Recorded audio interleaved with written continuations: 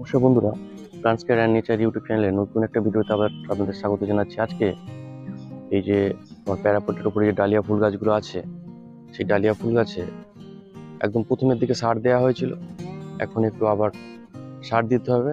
তো কি পদ্ধতিতে দেওয়া হবে দেখে নেওয়া যাক। প্রথমেই এর গোড়াটা একটু খুশে নিতে হবে, এরকম মিডিয়াম যে কোনো একটা দিয়ে খুশে নিতে হবে। দেখুন,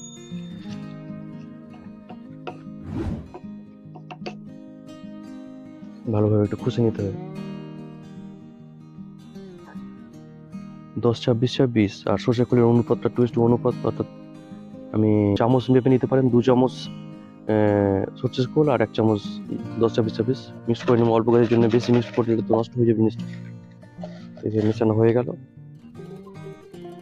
এবার মিশ্রণটা গাছের গোড়ায় দিয়ে দিতে হবে অল্প পরিমাণে। দেখুন, অল্প পরিমাণে নিয়ে দিতে হবে।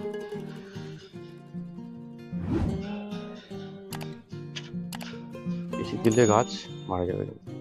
দিয়ে এই যে ভার্মি কম্পোস্ট আছে, ভার্মি কম্পোস্ট দিয়ে চাপা দিয়ে দিতে হবে। সাধারণত এগুলো বিকালের দিকে করা হয়, আজকে মেঘলাও ওয়েদার আছে বলে এটা করা হচ্ছে সকালে। তো বন্ধুরা, হয়ে গেল আজকে এই পর্যন্তই। পরবর্তীতে আবার নতুন ভিডিওতে আবার আপনার সাথে দেখা হবে।